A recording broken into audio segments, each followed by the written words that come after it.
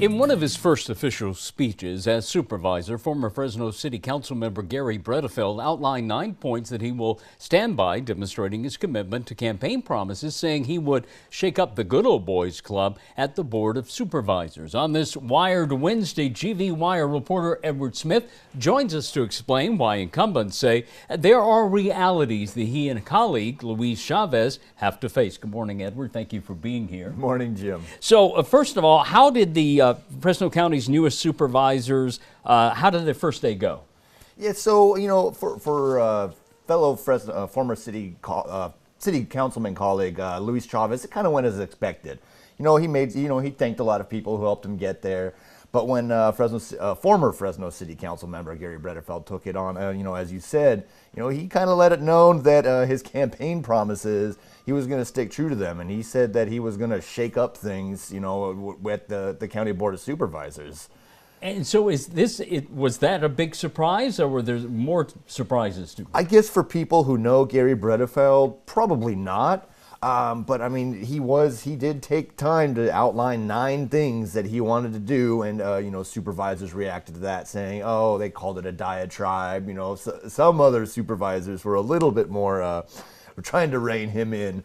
Yeah. So. Well, and what does he want to accomplish during this time? So.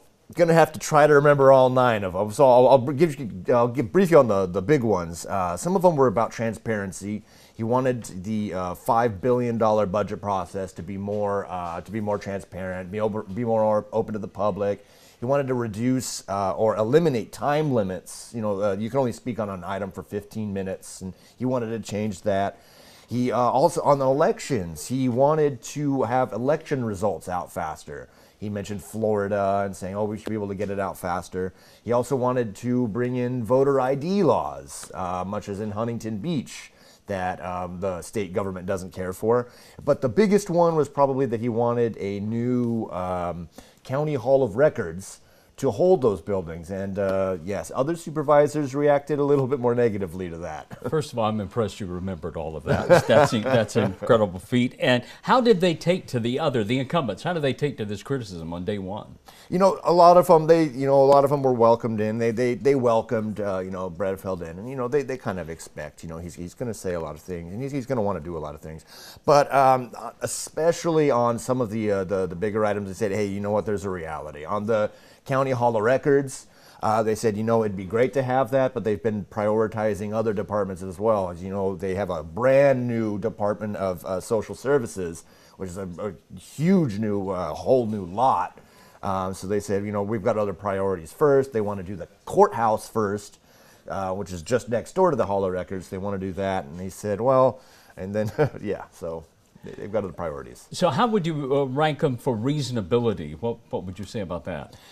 Some of them were a little bit more reasonable asks. Right. Transparency in the budget process. That's something that I think most people can agree with. They even criticized Fresno City Council for not being transparent during their budget processes. Other things, such as the elections, that's going to be harder to accomplish. A lot of those are around state laws. So you're going to have to get state legislators to go around that. And as we know about Huntington Beach, voter ID laws, Newsom and Attorney General Rob Bonta don't care for those. So that's going to be a hard ask. Those ones are going to be a little bit tougher to accomplish. And how did it go for Supervisor Luis Chavez? When he came up, he really wanted to, he said that he wanted to make things better for county employees. He mentioned calling out the child services. He says that he really wants to help employees there, but he also mentioned SEIU workers who currently have a contract going. They've had a long, almost, it's got to be years now that they've been working on their contract. He was very vocal about his support for in-home care workers. So that'll be a little bit different for them. They've got a much more vocal ally. All right. Thank you so much for coming in. Edward Smith from GVWire.com. We always appreciate you being here on our Wired Wednesday. Great day. We'll be right back.